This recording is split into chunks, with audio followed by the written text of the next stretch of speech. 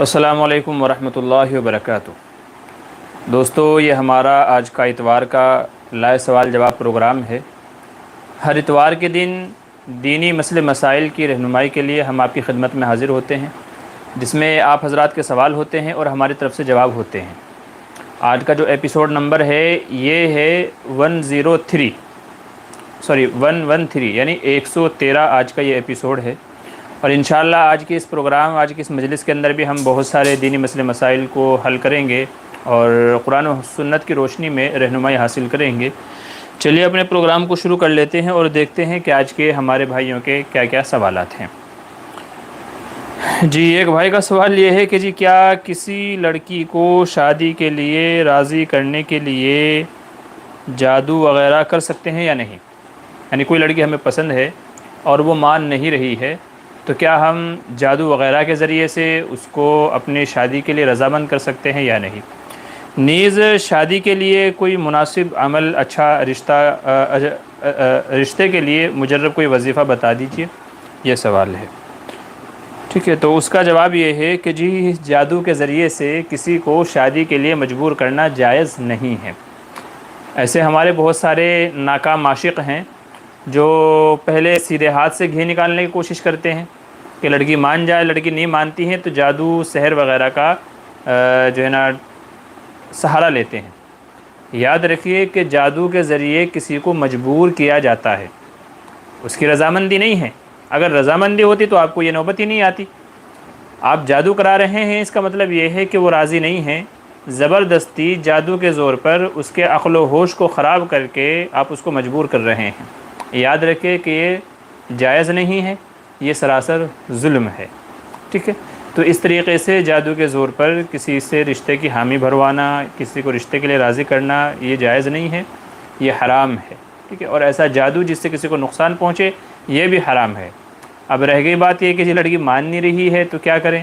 تو اس کا طریقہ یہ ہے کہ جی اپنے والدین کے توسط سے اس کے گھر والوں کو رشتہ بھجوائیں۔ لڑکی نہیں مان رہی ہے نا، اگر اس کے گھر والے مان جاتے ہیں تو انشاءاللہ گھر والے اپنی بچی کو بھی راضی کر لیں گے رشتے کے لیے۔ تو اس لیے اس کا بہتر اور آسان طریقہ یہ ہے کہ آپ اپنے گھر والوں کے توسط سے اس کے گھر والوں تک بات پہنچائیں رشتے کی۔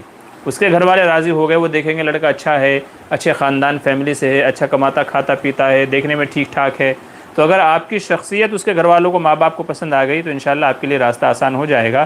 تو اس لیے جادو ٹونے کے چکر میں نہ پڑیں، یہ حرام اور ناجائز ہے، بلکہ اپنے ماں باپ کے ذریعے سے رشتہ بھجوائیں اور اس طریقے سے کوشش کریں۔ اسی کے ساتھ ساتھ میں 2 رکعت نماز پڑھ کر کے آپ روزانہ کا معمول بنا لیں، 2 رکعت روزانہ پڑھ کر کے اللہ تعالیٰ سے دعا مانگیں کہ اللہ اگر اس رشتے میں میرے لیے خیر ہو تو میرے لیے دلوں کو نرم کر دے، جو بھی رشتے میں رکاوٹیں ہیں اللہ دور فرما دے، اور اگر یہ رشتہ میرے لیے مناسب نہیں ہے تو کوئی اور بہتر مناسب رشتے کا انتظام فرما۔ تو 2 رکعت نماز پڑھ کر کے یہ دعا مانگے۔ اسی طریقے سے دعا مانگے اللہم احسن عاقبتنا فی الاہل کلہا، اللہم احسن عاقبتنا فی الاہل کلہا، کہ اللہ تمام معاملات میں میرے لیے خیر کو مقدر فرما۔ ٹھیک ہے، اسی طریقے سے ایک اور دعا ہے اللہم لا تکلنی الی نفسی طرفۃ عین واصلح لی شانی کلہا۔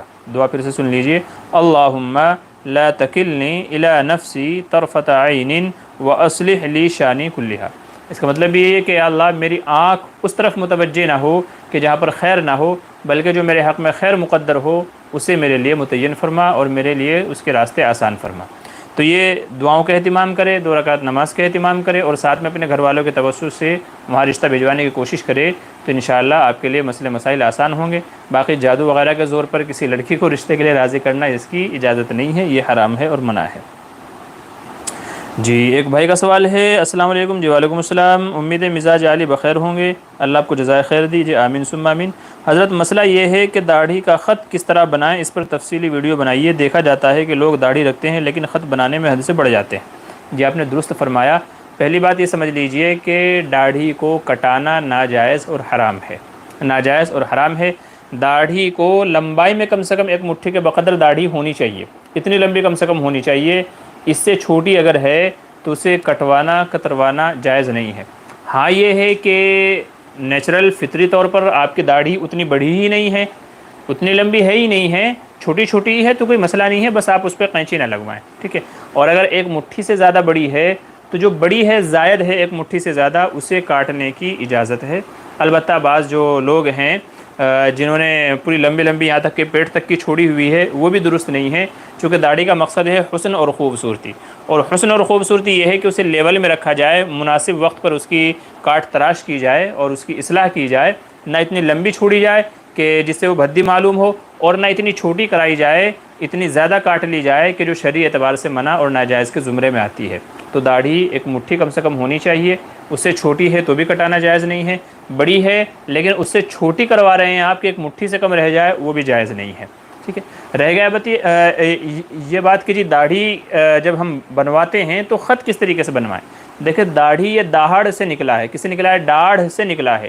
ڈاڑھ کا مطلب داڑھی سے جو ہے نا ڈاڑھ سے داڑھی بنی ہے، تو نیچے کا جو جبڑا ہے جسے ڈاڑھ کہتے ہیں، اس حصے پر جو داڑھی کے بال اگتے ہیں وہ داڑھی کے حکم میں آتے ہیں۔ نیچے کا جو ہمارا جبڑا ہے کھانے کا، یہ جو جبڑا ہے اس کے اوپر جو بال آتے ہیں ان کو کہا جاتا ہے داڑھی۔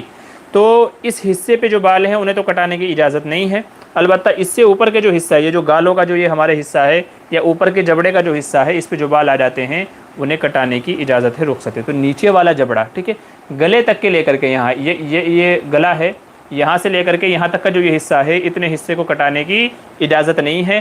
ہاں جو نیچے گلے پہ آنے لگے یہاں پر، ٹھیک ہے، گلے پہ آنے لگے ان کو کٹانے کی اجازت ہے، جو یہاں گال پر اوپر آنے لگے ان کو کٹانے کی اجازت ہے، باقی جو داڑھ کے اس میں ہے ان کو کٹانے کی اجازت نہیں ہے۔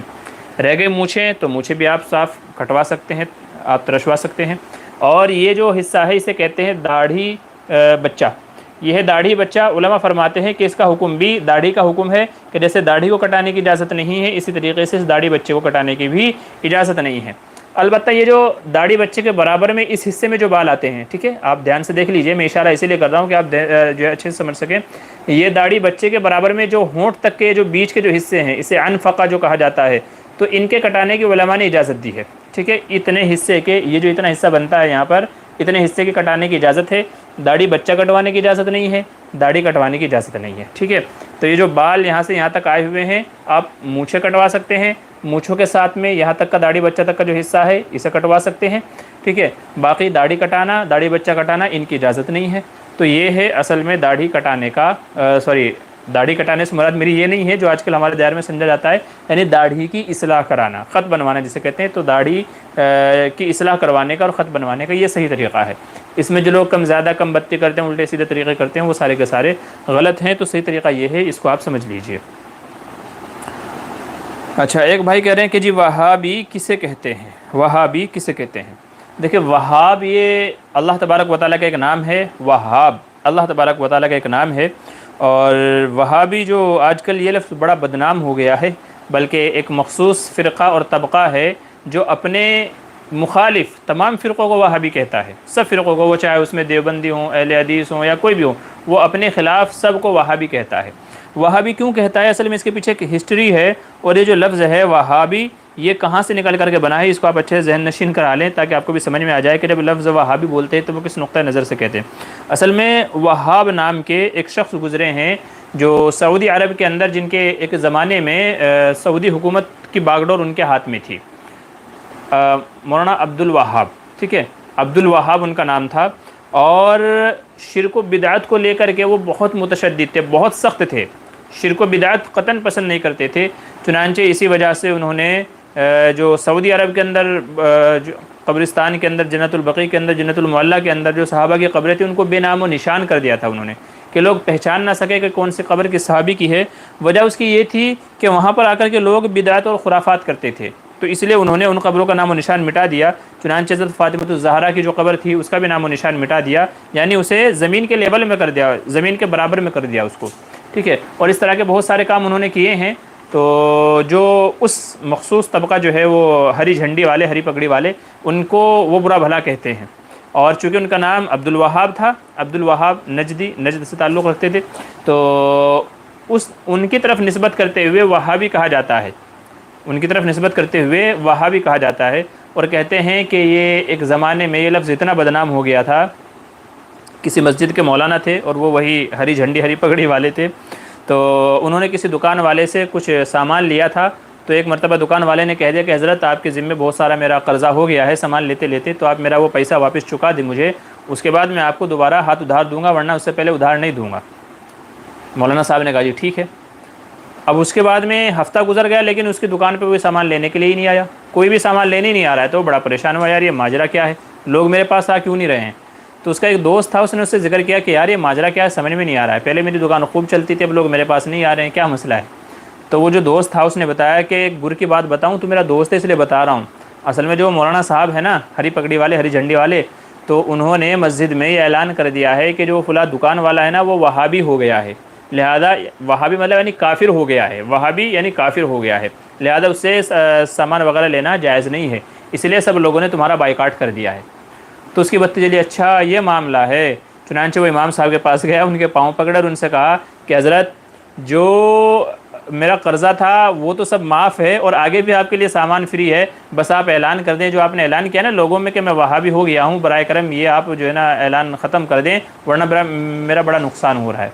چنانچہ اگلے دن امام صاحب نے پھر انہوں نے ہری پگڑی والوں نے اعلان کیا لوگوں میں کہ وہ جو فلاں شخص جو وہابی ہو گیا تھا نا جو وہ دکان والا، تو اس نے آ کر کے معافی مانگ لی ہے، توبہ جو ہے طلع کر لی ہے، اس لیے وہ معاف ہے، اب تم لوگ اس سے کیا کر لو، جو ہے نا سامان وغیرہ لے سکتے ہو، خرید سکتے ہو۔ تو کہنے کا مطلب یہ ہے کہ لفظ اتنا بدنام ہو گیا تھا یہ کسی زمانے میں کہ جس کے بارے میں پتہ چل جائے کہ یہ وہابی ہے تو لوگ اس سے سلام کلام لین دین وغیرہ سب ختم کر دیا کرتے تھے، اس لفظ کو اتنا بدنام کر دیا گیا تھا۔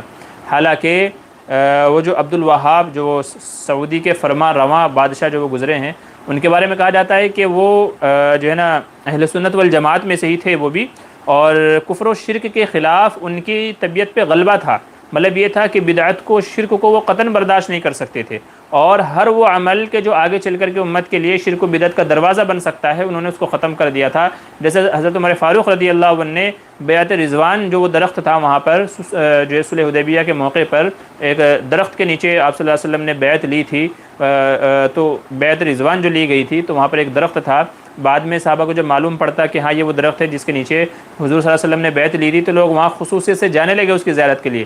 تو حضرت عمر فاروق رضی اللہ عنہ نے اپنے زمانے میں اسے کٹوا دیا تھا کہ کہیں ایسا نہ ہو کہ لوگ یہاں آ کر کے اور مشرکانہ افعال نہ کرنے لگے۔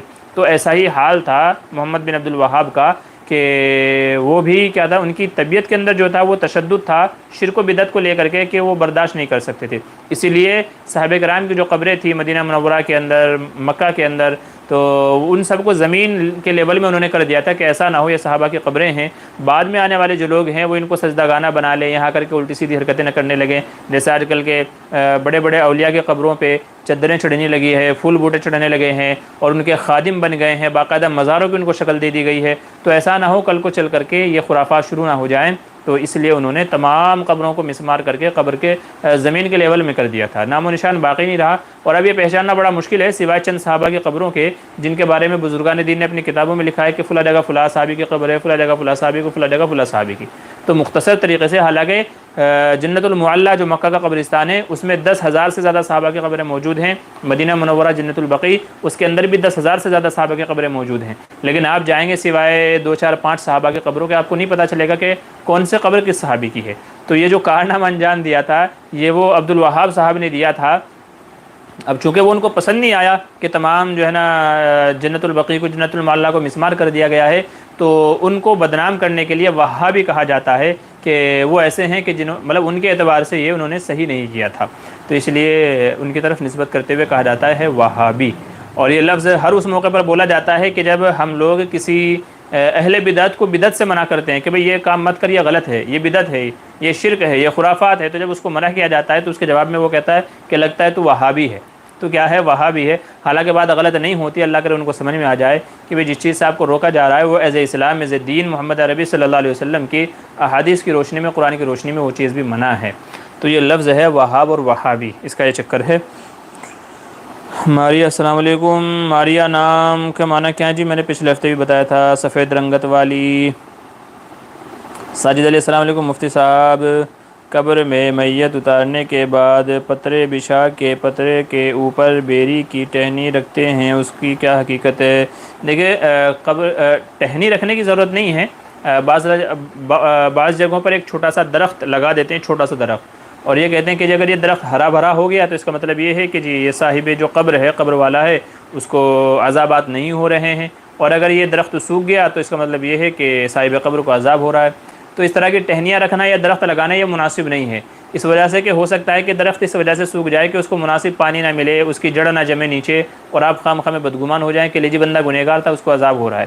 تو اس لیے ٹہنیاں وغیرہ یا اس طرح کے درخت وغیرہ نہ لگائے جائیں قبر کے اوپر، بلکہ جو سنت طریقہ ہے کہ میت کو دفن کر دیا جائے، اس کے اوپر جو لکڑی کے پھٹے وغیرہ جو لگائے جاتے ہیں، ٹھیک ہے، تختے وغیرہ لگائے جاتے ہیں، وہ لگا دیے جائیں، پھر مٹی ڈال دی جائے اور قبر کو کوہان نما بنا دی جائے۔ تو نارمل ہمارے دیار میں جو میت کو دفنانے کا طریقہ ہے بس اسی طریقے سے دفنائیں، اس میں کچھ اور ایڈیشن کرنا اپنی طرف سے یہ مناسب نہیں ہے، یہ آگے چل کر کے ایک رسم و رواج بھی بن جائے گی، اور لوگ ہو سکتا ہے کہ اس کی وجہ سے میت سے صاحب قبر سے بدگمان نہ ہو جائیں، تو اس طرح کی چیزوں سے بچنا چاہیے۔ محمد ماشاء اللہ مفتی صاحب کیا حال ہے جی؟ اللہ کا احسان کرم ہے۔ ایڈی پہ اسلام علیکم، السلام علیکم جی۔ وعلیکم السلام، کیسے ہیں آپ جی؟ چلیں ابھی ہمارے اس کے کمنٹ میں جن لوگوں نے کچھ سوالات پوچھے ہیں تو دیکھ لیتے ہیں کہ وہ کیا کیا سوالات ہیں، انشاءاللہ ان کے جوابات حل کر لیتے ہیں جی۔ اللہ الصمد۔ جی یہ ایک صاحب ہیں اشرف سلوات، کہہ رہے ہیں مفتی صاحب ایک سوال یہ ہے کہ سجدے میں اردو میں دعا مانگی جا سکتی ہے یا نہیں؟ دیکھیں جو فرض نماز کا سجدہ ہے، فرض نماز کا جو سجدہ ہے وہ چاہے آپ جماعت سے پڑھ رہے ہوں چاہے آپ اپنی اکیلی نماز پڑھ رہے ہوں، فرض نماز کے سجدے میں جو مسنون تسبیحات ہیں، سبحان رب الاعلیٰ، سبحان رب الاعلیٰ، سبحان رب الاعلیٰ، یہی تسبیحات پڑھنی چاہیے، ٹھیک ہے۔ اس کو چھوڑ کر کے عربی میں دعائیں تو مانگی جا سکتی ہیں، عربی میں دوسری دعائیں ہیں مسنون دعائیں، یعنی جو قرآن و حدیث میں دعائیں وارد ہیں وہ دعائیں تو مانگی جا سکتی ہیں، البتہ اردو میں مانگنے کی اجازت نہیں ہے۔ افضل طریقہ یہ ہے فرض نماز کے سجدے میں کہ جو سبحان رب الاعلیٰ والی تسبیح ہے اسی کو پڑھا جائے، مختصر طریقے سے پڑھا جائے اور نماز کو مکمل کیا جائے۔ نمبر 2، جو نفل نمازیں ہیں، نفل نمازوں کے سجدے میں آپ دعا مانگ سکتے ہیں، لمبی لمبی دعائیں بھی مانگ سکتے ہیں، شرط یہ ہے کہ وہ ساری دعائیں عربی میں ہونی چاہیے، ٹھیک ہے، عربی میں ہونی چاہیے اور مسنون دعائیں ہونی چاہیے، یعنی جو قرآن و حدیث میں وارد شدہ دعائیں ہیں وہ دعائیں مانگنی چاہیے۔ نفل نماز میں بھی اگر آپ اردو میں دعا مانگیں گے سجدے میں تو آپ کی نماز باطل ہو جائے گی، نماز ٹوٹ جائے گی۔ نمبر 3، آپ صرف سجدہ کریں، نماز کا نہیں، بس ایسے ہی بیٹھے بیٹھے نارمل آپ سجدہ کر لیں، اس سجدے کی حالت میں آپ اردو میں جتنی چاہیں دعائیں مانگ سکتے ہیں۔ نارمل سجدہ ہے، نماز کا نہیں ہے، نہ نفل نماز ہے نہ فرض نماز ہے، بس نارمل سجدہ ہے، بیٹھے بیٹھے آپ نے سجدہ کر لیا، تو اس سجدے میں آپ اردو میں جتنی چاہیں دعائیں مانگ سکتے ہیں۔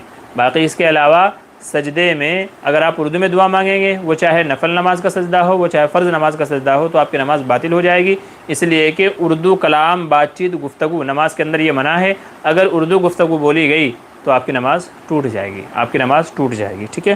تو یہ ہے نماز کے سجدے میں دعا مانگنے کے تعلق سے۔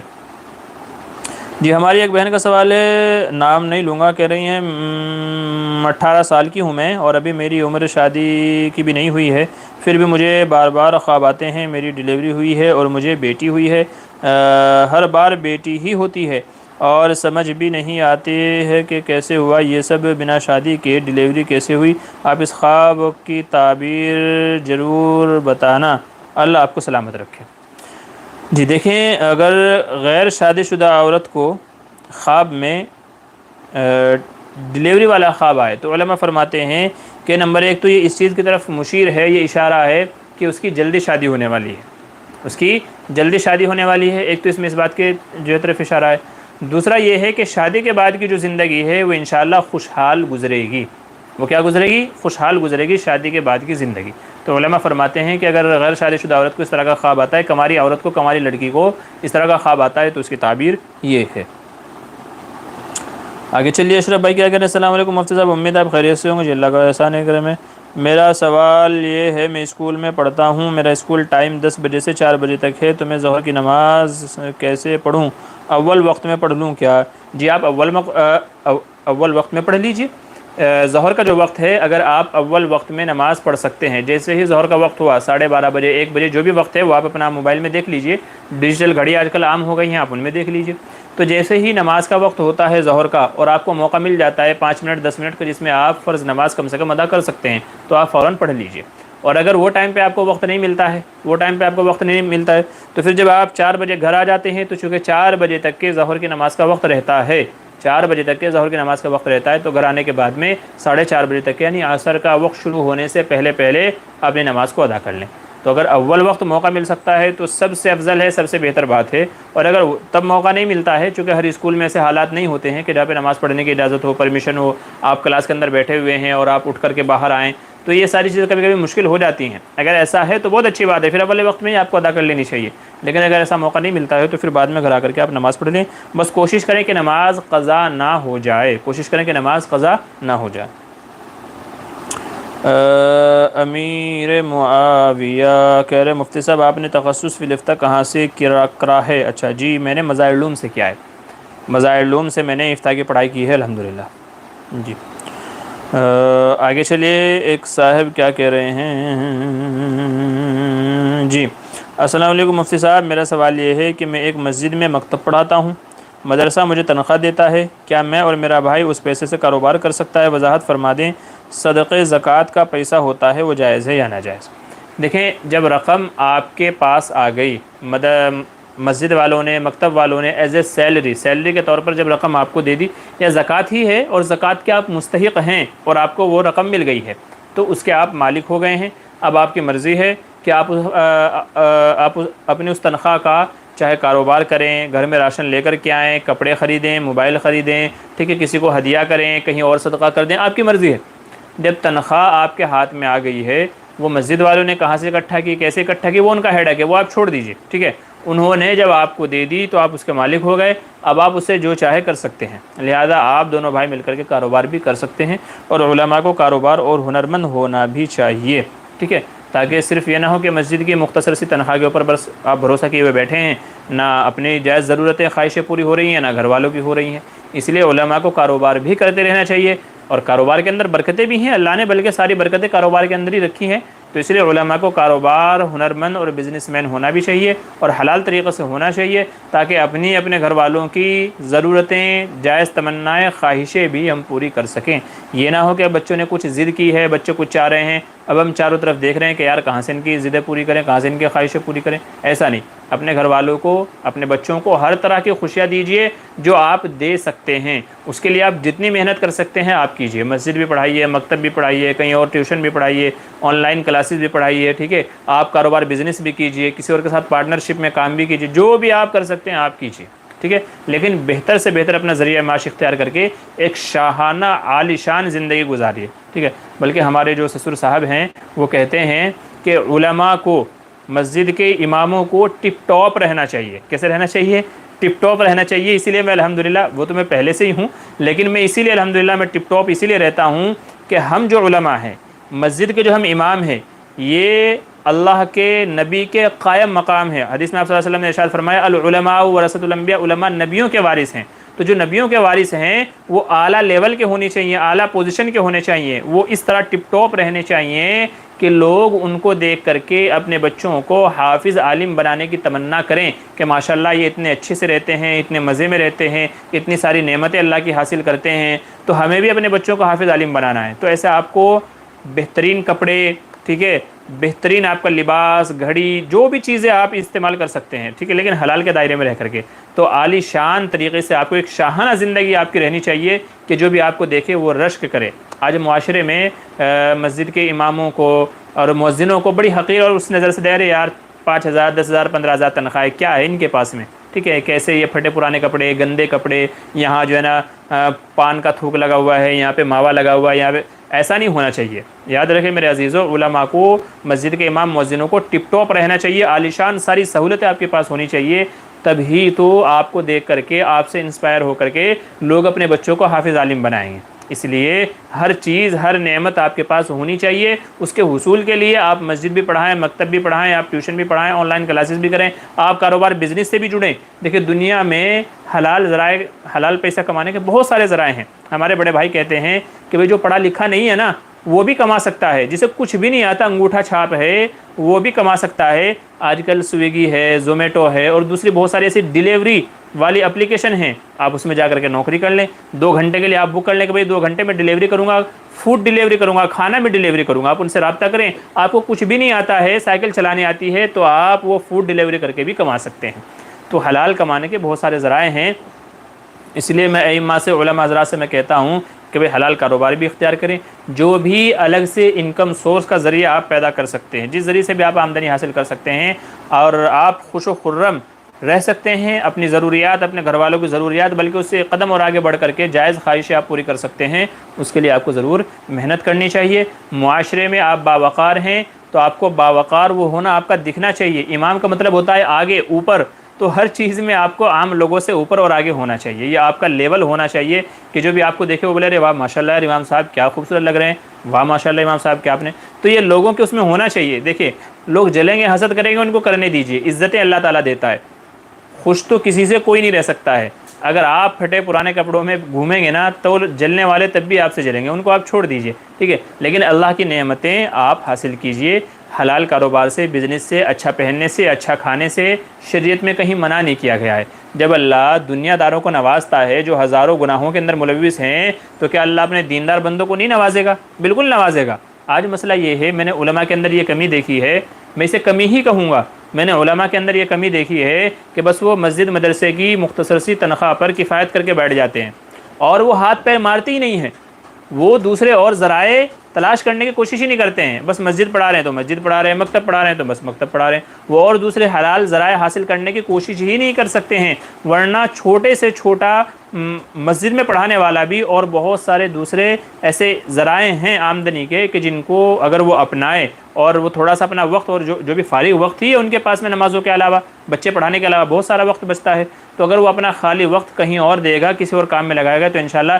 ایک اچھی خاصی آمدنی اس کے پاس آ سکتی ہے۔ تو اس لیے علماء کو چاہیے کہ اپنے خالی اوقات کا شیڈول بنائیں، اور جو علماء ایسے ہیں کاروبار بزنس کے اندر لگے ہوئے ہیں ان سے مشورہ کرے، ان سے رائے لے، اور ان کے پاس بیٹھ کر کے ان سے پوچھے کہ میرے پاس یہ خالی وقت ہے میں اس میں کیا کر سکتا ہوں، تو انشاءاللہ ان کو مناسب رائے دیں گے، مشورہ دیں گے، ان کے علاقے کے اعتبار سے، محلے کے اعتبار سے، ان کی صلاحیت کے اعتبار سے۔ اس طریقے سے علماء کو چاہیے، باہنر ہونا چاہیے، بزنس مین ہونا چاہیے، ٹھیک ہے۔ تو بہرحال بھائی کا سوال یہ تھا کہ جو مجھے تنخواہ ملتی ہے کہ کاروبار میں لگا سکتا ہوں؟ جی ہاں بے شک لگا سکتے ہیں، بلکہ لگانا چاہیے۔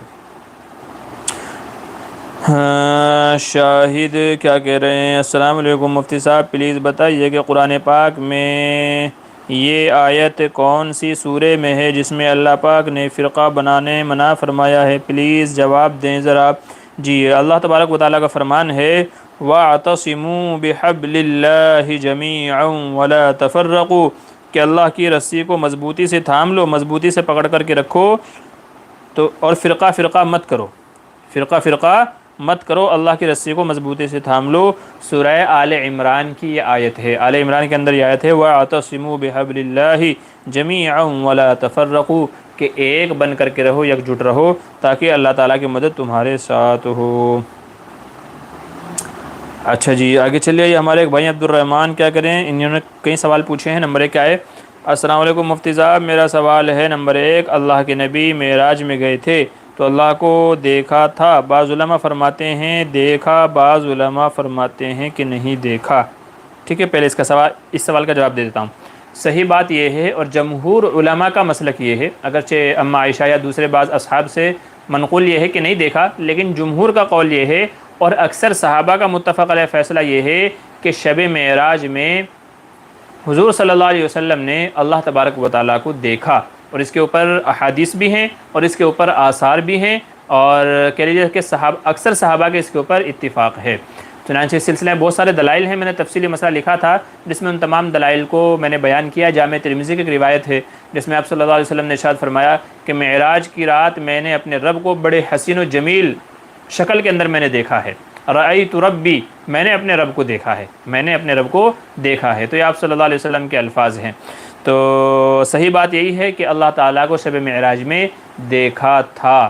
رہ گئے بہت سارے اعتراضات ہیں کہ جی کیسے دیکھ سکتے ہیں، کیسے نہیں دیکھ سکتے ہیں، تو وہ تفصیلی مسئلہ ہے، میں نے جس میں سارے سوالوں کے میں نے جواب دیے ہیں، اور دیکھا تھا اس کے اوپر میں نے دلائل بھی دیے ہیں، تو جس کو چاہیے وہ مجھ سے واٹس ایپ وغیرہ پر رابطہ کیجیے، انشاءاللہ وہ تفصیلی مسئلہ میں آپ کو بھیج دوں گا، وہ سارے دلائل آپ پڑھ کر کے خود ہی فیصلہ کر لیجیے گا، ٹھیک ہے۔ تو صحیح بات یہی ہے کہ دیکھا تھا۔ آگے چلیے نمبر 2، میرا دوست کا بال بہت جھڑتا ہے، کوئی وظیفہ بتا دو۔ دیکھیے جی اس سلسلے میں جو ہے وظیفہ تو بعد میں بتاؤں گا آپ کو، میں نے ایک وظیفہ بتایا ہوا بھی ہے بال گرنے کا، بال جھڑنے کا، کہ جس سے بال نہ جھڑیں۔ باقی یہ ہے کہ آپ کسی ڈاکٹر کے پاس جائیں، اس سے رائے مشورہ کریں، اور جو بھی اس کا بہتر علاج تجویز ہو سکتا ہے وہ کریں۔ باقی اس سلسلے میں ایک تو بادام کا تیل سر پہ لگانا بہت مفید ہوتا ہے، اور ایک ایسے ہی رائی اور سرسوں کا تیل لگانا بڑا مفید ہے بالوں کی گروتھ میں، بالوں کو اگانے میں، بالوں کو بڑھانے میں۔ اگر بال وغیرہ جھڑتے ہوں اس کا تیل بہت مفید ہے۔ ایسے ہی ایلو ویرا کا جیل اگر آپ سر پہ لگائیں گے تو انشاءاللہ وہ بھی اس کے اندر بہت مفید ہے۔ تو یہ تو میں نے علاج بتائے ہیں، باقی دعا وہ آپ اس میری ویڈیو کے اندر دیکھ لیجئے گا کہ کیا دعا ہے بالوں کی گروتھ کے لیے۔ نمبر 3 سوال کہہ رہے ہیں عید میلاد النبی سب مسلمان کیوں نہیں مناتے؟ میں ایک آدمی کو بولا یہ عید میلاد مناتے ہو تو قرآن اور حدیث میں تو کہیں لکھا نہیں ہے، تو اس نے مجھے بولا تو وہابی ہے، تو میں نے پھر اس سے بول چال نماز پڑھنے تو اور کچھ نہیں بولا۔ مفتی صاحب آپ بتانا عید میلاد سب مسلمان کیوں نہیں مناتے؟ کیا میں صحیح کہا؟ اس آدمی کو مسلم اور غیر مسلم میں کیا فرق رہ گیا جب عید میلاد کے دن میں اذان کے وقت میں بھی ڈی جے بند نہیں کر رہا تھا؟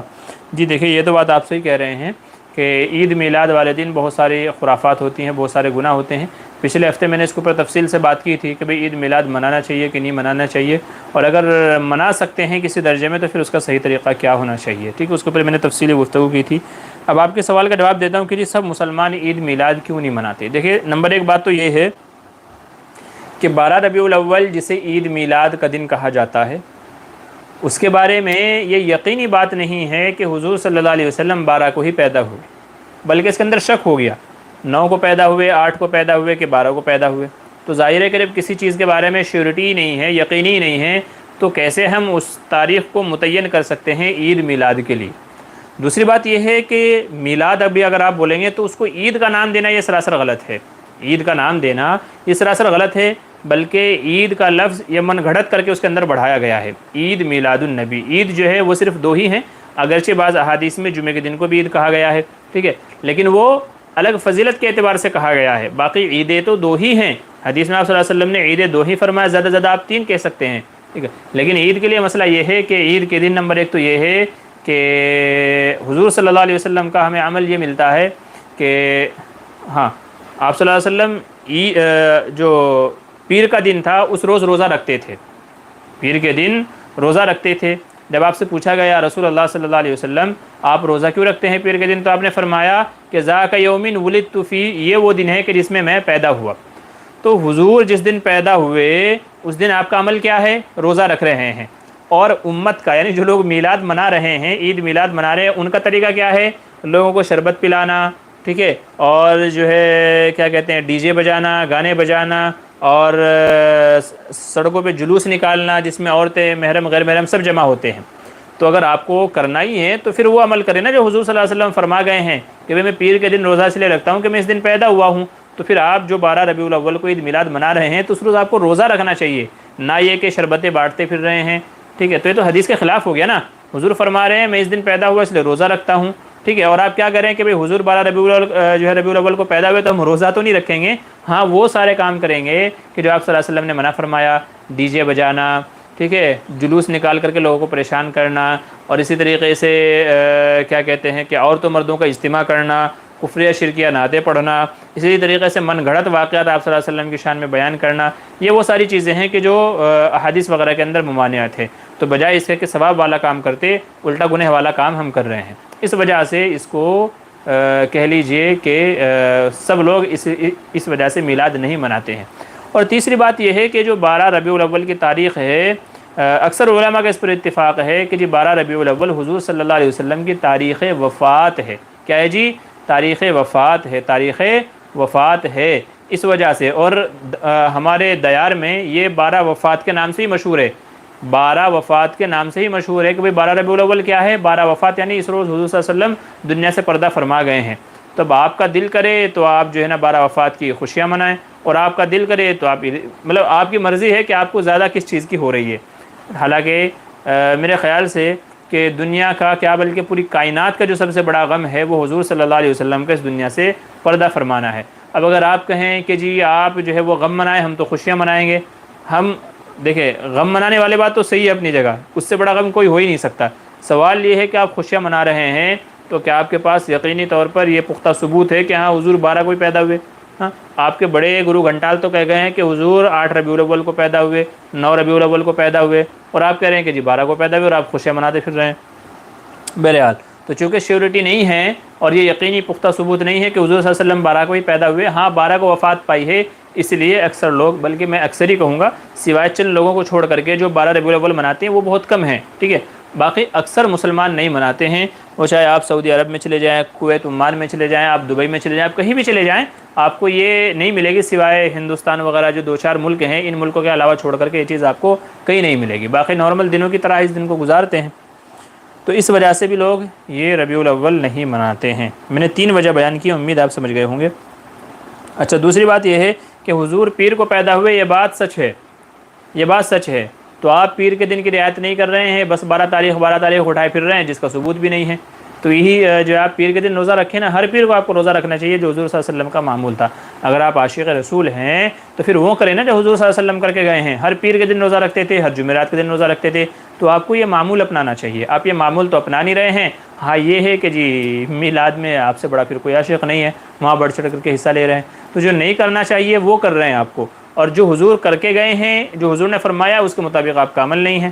وہ کسی نے کہا ہے کہ جب نبی کا نام آتا ہے تو جھوم جاتے ہیں اور جب کام آتا ہے تو گھوم جاتے ہیں، تو ایسا نہیں ہونا چاہیے۔ اصل تو دین میں کام ہے، نام نہیں ہے، کام ہے، کام کر کے بتائیں، کام کر کے دکھائیں، قرآن و حدیث کے مطابق عمل کر کے بتائیں، سنتوں کو اپنی زندگی میں لا کر کے دکھائیں۔ تو یہ ہو گئے آپ کے 2 سوال۔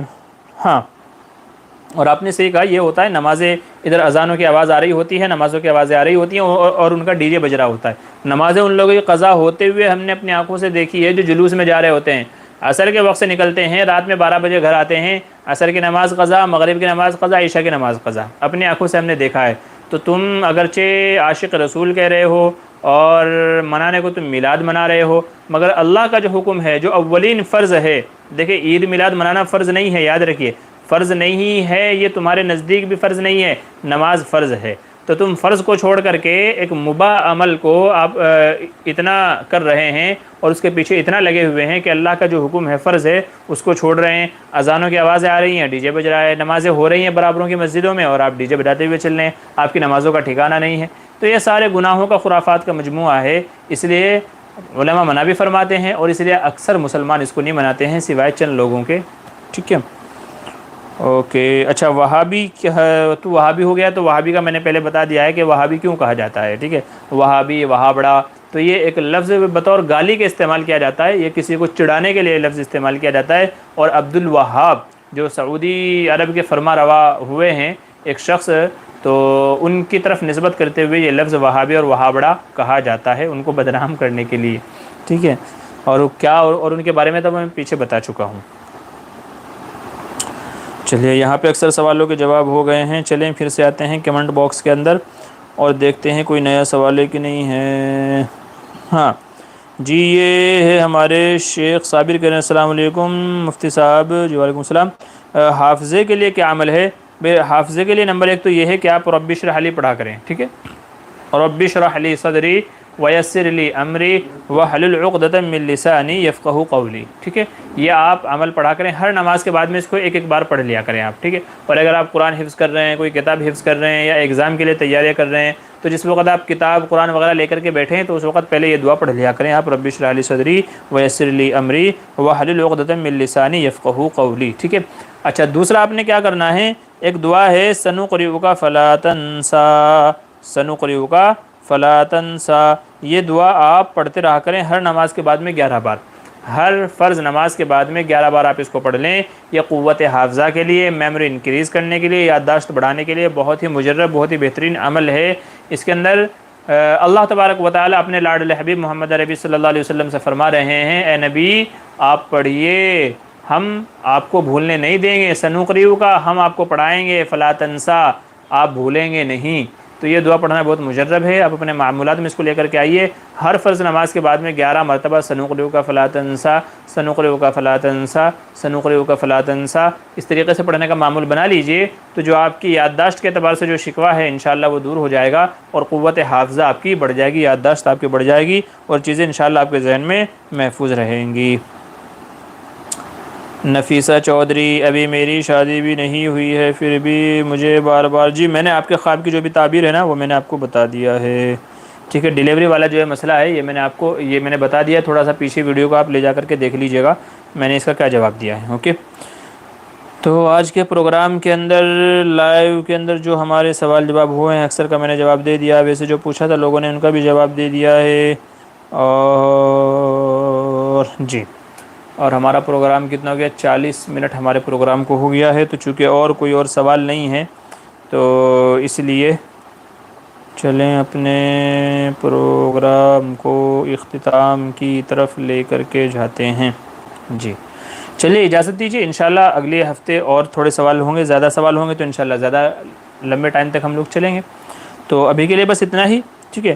حیات باقی ملاقات باقی، انشاءاللہ پھر اگلے ہفتے ملاقات ہوگی. تب تک کے لیے خدا حافظ، اجازت دیجیے. میں آپ کا چھوٹا بھائی، آپ کا میزبان محمد معمور بدر، اور آپ سے گزارش ہے کہ ہمارے چینل کو آپ سبسکرائب کر لیں اور دوسرے دوستوں تک پہنچائیں تاکہ وہ لوگ بھی یہ مسائل، اس طرح کے مسائل سے ان کو بھی فائدہ ہو، دین کے مسائل سیکھیں اور اپنی زندگیوں میں لا کر کے ان کے مطابق وہ عمل کریں. ٹھیک ہے، تو اجازت دیجیے. حیات باقی ملاقات باقی. السلام علیکم ورحمۃ اللہ وبرکاتہ.